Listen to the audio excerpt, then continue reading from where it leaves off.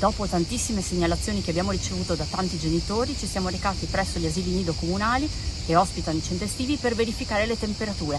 Abbiamo trovato una situazione drammatica.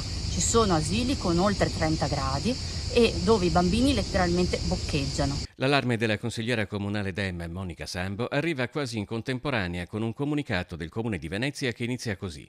Il caldo, insieme ad un'elevata umidità, può causare situazioni di disagio di diversa gravità fino a mettere a rischio la salute e tra le categorie più a rischio segnala anche i bambini con meno di 4 anni.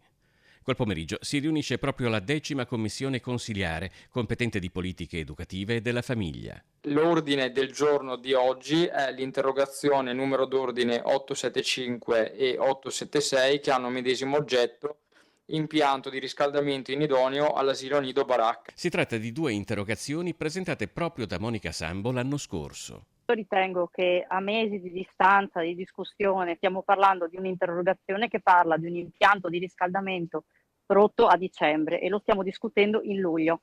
È anacronistico che noi discutiamo di un impianto di riscaldamento rotto in piena estate, in queste giornate di calore enorme. Poco dopo Sambo parlano gli assessori Laura Besio e Francesca Zaccariotto. Se ben conosciamo l'atto dell'interrogazione, sappiamo che ha dei tempi. Quindi voglio dire, o lo si fa perché realmente si ha un interesse, un'esigenza di capire come è andata a finire una questione, o lo si fa per uscire fuori sui giornali. Però non possiamo dire che questa amministrazione, che questa città ha speso male i soldi non sapendo individuare quelle che sono le necessità e le priorità e dirottando quelli che sono i finanziamenti di impianti sportivi e del bosco. Monica Sambo ha quindi presentato un'interrogazione urgente sulle temperature troppo elevate all'interno degli asili nido comunali.